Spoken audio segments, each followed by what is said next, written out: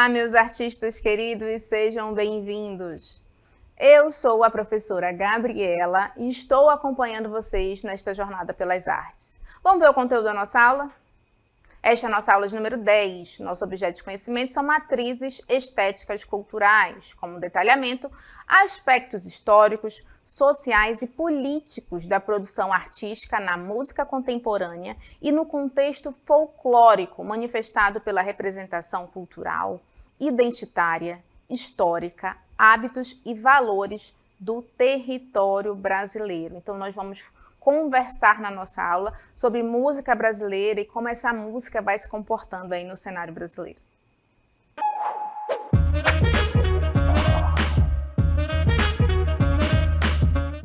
E para a gente começar a nossa aula, nós estamos aqui num cenário, nossa professora, que coisa interessante. É uma representação do que foi a primeira missa no Brasil. Então aqui a gente consegue identificar a presença dos portugueses, né, dos jesuítas, aqueles que estavam aqui para catequizar. A gente sabe que o Brasil ele foi colonizado inicialmente pelos portugueses. E a gente está vendo do outro lado a população indígena que já estava em solo brasileiro quando os portugueses chegaram. Então, na época que o Brasil foi descoberto, né, como dizem alguns pesquisadores, a população indígena ela já se encontrava aqui. Então, a gente tem que entender que a nossa identidade cultural, ela faz muita referência aos costumes e cultura indígena. Na época do descobrimento do Brasil, os portugueses se surpreenderam com a maneira de vestir dos nativos e a maneira como eles faziam músicas, cantando, dançando, tocando instrumentos. Nesse primeiro momento, instrumentos como chocalhos, flautas e tambores. Então, quando os portugueses chegaram aqui, o impacto que eles tiveram, né, foi, nossa, mas eles se vestem de um jeito diferente, né? Eles não estavam acostumados com a cultura indígena. E eles perceberam que eles tocavam instrumentos diferentes. Lembrando que eles se apropriaram também um pouco dessa cultura indígena para tentar se aproximar desses indígenas e facilitar ali o processo de colonização, né? Então, mas como era uma cultura bem diferente da cultura portuguesa, causou um certo estranhamento. E eles perceberam a existência de alguns instrumentos musicais. Por exemplo, o maracá. O maracá era um instrumento muito apreciado pelos indígenas tupis da costa do Brasil. E os índios costumavam dançar em círculos, cantando e batendo os pés. Olha só, uma referência aí da movimentação indígena que nós temos. Eles costumavam dançar em círculos, cantando e batendo os pés. Lembrando que algumas etnias, elas costumam colocar os maracás presos ou nos pulsos, maracás chocalhos, ou nos calcanhares, porque justamente quando eles fazem a batida do pé, o instrumento ele vai ajudando na sonoridade, ele vai fazendo o seu som. A gente vai ver agora um videozinho que mostra um exemplo de como é o som do maracá.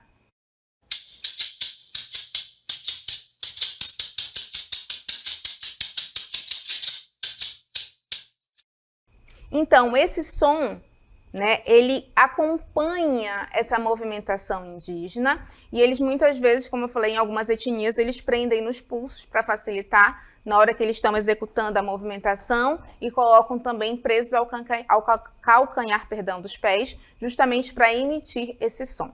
Então, a gente falou sobre um instrumento, né, indígena que chamou a atenção dos portugueses, naquele momento que eles estavam ali se conhecendo, na verdade, e a gente precisa entender que muito da nossa identidade cultural, hoje da nossa identidade cultural brasileira, ela é resultado do nosso processo de colonização, português, indígena, africano, e é aí que a gente vai falar um pouco da herança africana. Os africanos trouxeram consigo uma rica diversidade de ritmos, percussão e danças. Instrumentos como o atabaque, o berimbau, o agogô e o reco-reco se tornaram fundamentais para a criação de novas sonoridades. Então, olha só, os africanos chegaram como escravos para trabalhar, né?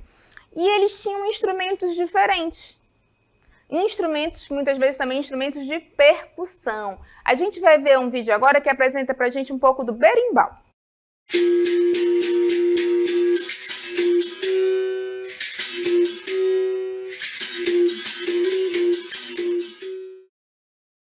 O berimbau, que é um instrumento musical de origem africana, né? Então ele traz esse som pra gente, e eles utilizavam esses instrumentos ali no seu momento de interação. Então a gente já conhece algumas músicas, danças brasileiras que hoje aí utilizam também o instrumento do berimbau. Vamos ver mais um vídeo que mostra um outro instrumento de origem africana.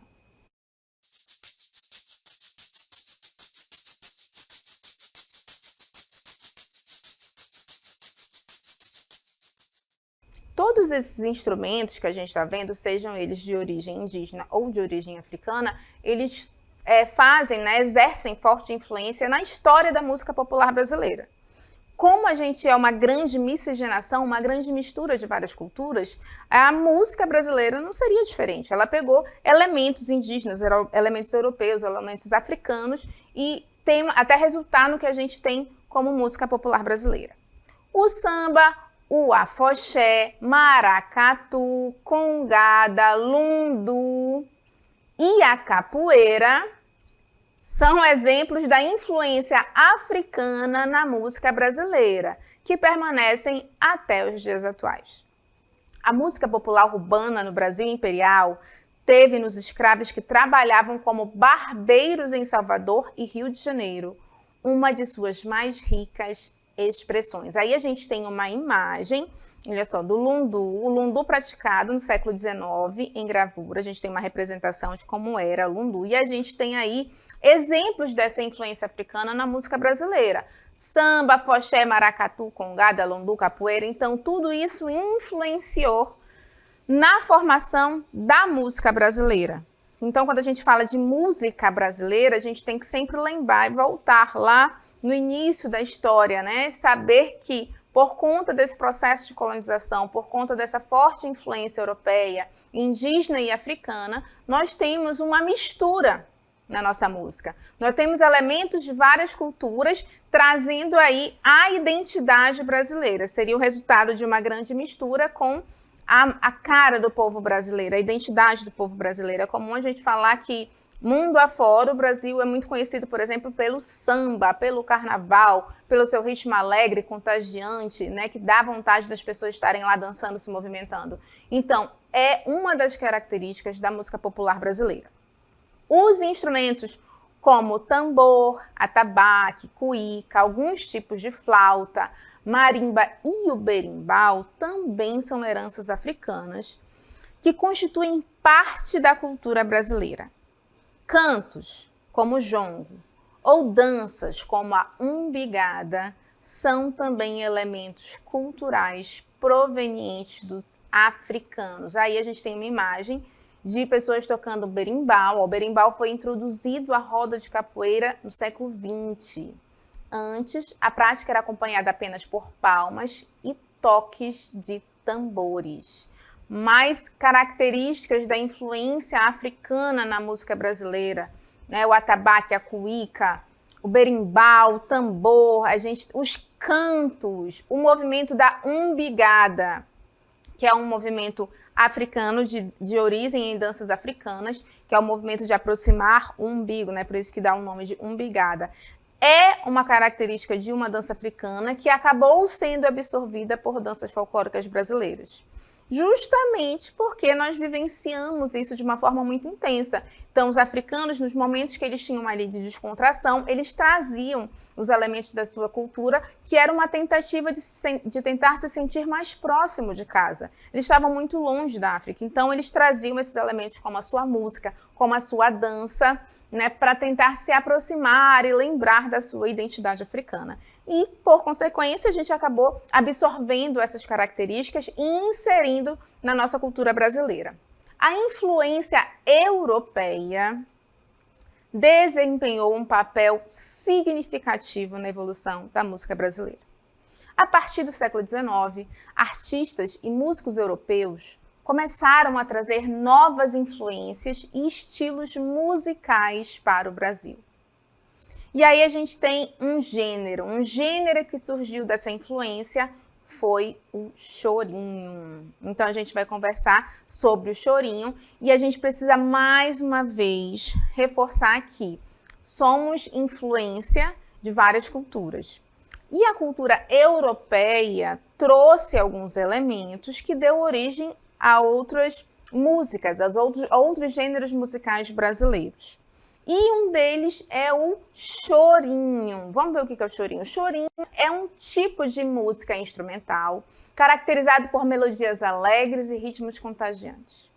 A influência europeia pode ser vista principalmente na presença de instrumentos como o violão, a flauta e o bandolim, que foram introduzidos pelos europeus. E a gente está vendo aqui uma imagem de uma representação de músicos de chorinho, né? O choro, né? Como se fosse melancólico, né? Então é um ritmo brasileiro que tem influência na presença de instrumentos musicais como o violão, a flauta. Então esses instrumentos, a utilização desses instrumentos foi trazendo essas características europeias para a música brasileira. O choro destaca-se pela capacidade de improvisar de um instrumento, dialogar com o outro ou mesmo desafiar o outro. Tem como origem estilística o lundu, um ritmo de inspiração africana, à base de percussão com gêneros europeus como shot, valsa e principalmente polka. E mais uma vez a gente volta para a nossa mistura, não é verdade? Aqui a gente tem mistura africana com gêneros europeus, com instrumento europeu, uma grande mistura de culturas para formar a identidade brasileira. Vamos dizer que o artista brasileiro ele sempre teve essa preocupação em trazer uma identidade brasileira para suas composições. Isso ficou mais latente, inclusive, no momento da Semana de Arte Moderna, que é a Semana de 22, também conhecida, que aconteceu no Brasil, onde os artistas brasileiros eles estavam muito incomodados com essa obra de arte importada, digamos assim. Eles vão trazendo aí uma proposta de identidade brasileira, e na música popular brasileira, a gente começou a perceber também que existiu aí uma preocupação em trazer uma identidade brasileira também. De você escutar, de você apreciar uma música e você identificar ali elementos da música brasileira. Só que é inevitável a presença de outras culturas impulsionando e influenciando, como a gente tem elementos da cultura africana, da cultura indígena e da cultura europeia. A composição instrumental dos primeiros grupos de choro era baseada na trinca, ou seja, nos três, flauta, violão e cavaquinho. A esse núcleo inicial do choro também se chamava pau e corda, por serem de ébano as flautas usadas. No final do século XIX e início do século XX, outros instrumentos de sopro e cordas, como o bandolim, o clarinete e o flautim, foram incorporados aos conjuntos e utilizados também pelos solistas. Então, no início, a gente tinha a trinca, que seria a flauta, violão e cavaquinho, né? Também conhecido como pau e corda, por serem instrumentos de ébano. De ébano serem as flautas que eram utilizadas e o violão e o cavaquinho serem os instrumentos de corda. Então aí a gente tem o pau e corda, referência ao material da flauta e aos instrumentos de violão e cavaquinho. Já que num processo de transformação, outros instrumentos de sopro e corda também foram adicionados. Aí a gente tem o bandolim, o clarinete e o flautim. Mas, professora, instrumentos de sopro e corda, o que seriam? Vamos recordar, os instrumentos de sopro são aqueles instrumentos que a gente consegue emitir um som a partir do ato de assoprar, né? A gente sopra na flauta e ela emite um sopro. E os instrumentos de corda são aqueles instrumentos que possuem cordas que elas emitem som a partir do dedilhado, né? Quando o músico está lá dedilhando as cordas do violão, elas emitem um som. E nós trouxemos aqui para a nossa sala alguns músicos que vão mostrar para a gente os seus instrumentos, né, e vão mostrar, exemplificar um pouco de como é o som daquele instrumento. Vamos escutá-los.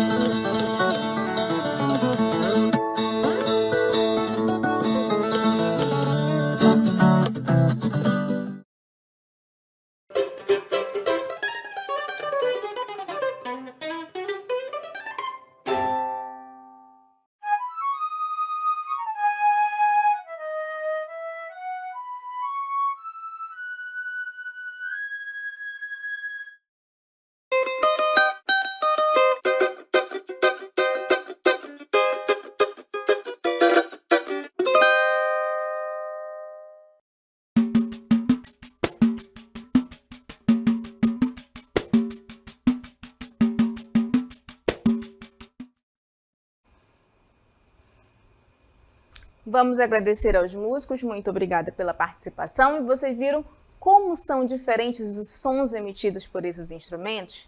Já tem instrumento como o cavaquinho que toca e a gente já tem vontade de dançar, né? Então, esses instrumentos eles foram sendo incorporados à música brasileira, cada um com a sua característica, trazendo elementos diferentes para momentos diferentes da música brasileira também. Então a gente sabe que a música, os gêneros musicais brasileiros, eles têm as suas diferenças e a utilização desses instrumentos, ela é essencial na diferenciação também desses gêneros musicais. Vamos continuar nossa conversa sobre música popular brasileira.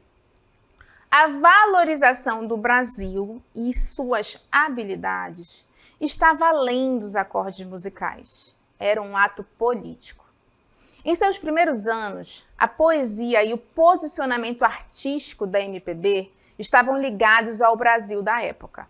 Sendo assim, artistas, canções, shows e até obras inteiras denunciavam e combatiam a repressão militar. A música popular brasileira ela entra num outro cenário, um cenário de política, né? E começa a se utilizar a música brasileira dentro de um contexto político, não é apenas apreciação, contemplação, não. Eles começam a pensar e utilizar a música como um instrumento de comunicação, de uma crítica social, de uma inquietação, de um cenário político que estava acontecendo naquela época. A gente vai ver agora um vídeo do professor Artemson, nosso professor de História. Ele vai contextualizar para a gente o que era esse momento que a música popular brasileira estava vivendo. Olá, nós vamos falar um pouco hoje a respeito da ditadura militar, né, que é um período que se estendeu de 1964 até 1985. E o que vai marcar de modo profundo esse período? Primeiro, nós vamos ter a questão da suspensão dos direitos civis e políticos da população de modo geral, principalmente através do processo da criação dos chamados atos institucionais, que era uma forma ali do governo legitimar, né, o excesso de poder que tinha nas mãos naquele momento. E esses atos institucionais, quando suspendiam esses direitos civis, também acabavam por mexer com várias áreas da vida da população brasileira, como, por exemplo, na própria questão da livre expressão e da produção artística também, como, por exemplo, na questão das músicas, ok? Então, nesse momento, serão criados órgãos que responsáveis por fazer a chamada censura, onde as letras das músicas, por exemplo, que eram escritas e que deveriam ser tocadas nas rádios, até mesmo nos festivais de música, tinham que passar por um órgão de censura, onde o censor, ou seja, a pessoa que ia avaliar e validar ou não essa letra, para dizer se passava ou não, tinha que dizer se essa música tinha alguma coisa contra o governo ou não. Então, os cantores, né, os compositores, para passar por essa censura, se utilizavam de algumas artimanhas, como, por exemplo, utilizar o duplo sentido ali, né, uma letra que estava mais escondida ali, o real sentido dela por trás do que se queria dizer. Ou seja, havia uma grande insatisfação de grande parte da população brasileira com o regime militar nesse momento que era extremamente opressivo. Entre eles, claro, os artistas. Então, as letras das músicas eram escritas com a tendência de mascarar o real sentido de trazer uma crítica, ou seja, a música nesse momento vai se tornar uma ferramenta de resistência à ditadura militar.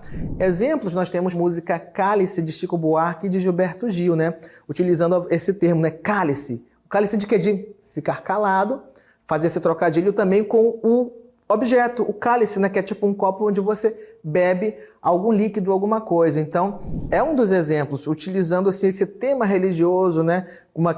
Que Cristo disse lá na Bíblia, né? Que é citado.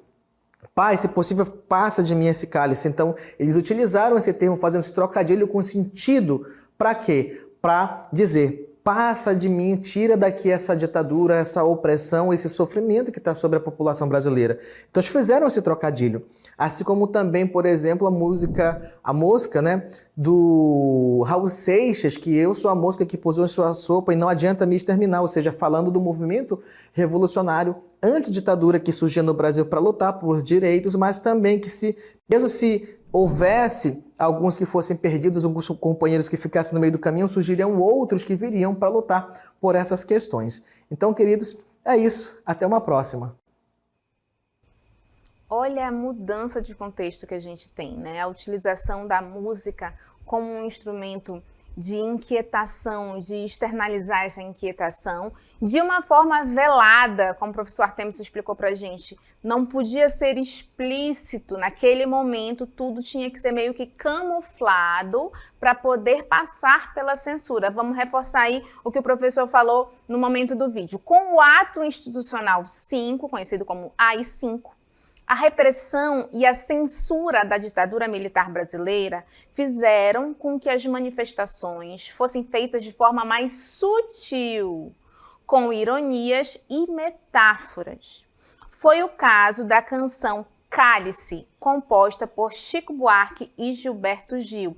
E aí foi uma canção que é uma das referências, né, nesse momento da ditadura militar. O Cálice, essa música composta por Chico Buarque e Gilberto Gil. Esse momento da ditadura militar foi um momento que a produção artística, ela ficou muito oprimida, justamente porque tudo tinha que passar por uma validação, né, ou seriam vetadas, censuradas ou não. Então os artistas começaram a produzir, colocar ali as suas composições com essas mensagens, mas de uma forma sutil, uma forma velada. Vamos ver aí um trecho da música Cálice, né? A gente começa com a frase: Pai, afasta de mim esse cálice de vinho tinto de sangue. Quando a gente está falando de cálice, como o professor Artemison colocou para a gente lá no vídeo, quando você lê, qual é a referência que você faz? Cálice de vinho tinto, então a gente já faz a referência do cálice bebida, daquela taça, né? A professora Gabriela vai tentar desenhar aqui. A gente faz referência a esse cálice, certo? Mas, na verdade, uma das intenções deste cálice era o ato de calar, de se calar. Então, quando ele fala, Pai, afasta de mim esse cálice, é que ele queria se afastar desta ditadura, dessa repressão, né? Eles não podiam falar. Olha só, como é difícil acordar calado. Se na calada da noite eu me dano. Quero lançar um grito desumano, que é uma maneira de ser escutado. Eles precisavam ser escutados. Esse silêncio todo me atordoa. Atordoado, eu permaneço atento.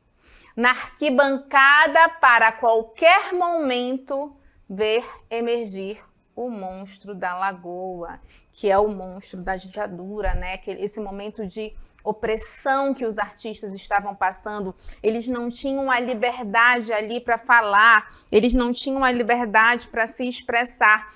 Toda a produção tinha que passar pela censura, né? Então os músicos, os compositores brasileiros, eles faziam lá, escreviam as suas composições, mas todas elas tinham que passar pela censura e eles iam acabando fazendo isso de uma forma velada, colocando ali as suas composições com medo da repressão, fugindo do exílio, né? Muitas vezes, alguns artistas eram exilados, mandados para fora do Brasil, justamente por um comportamento inadequado naquele momento da ditadura militar.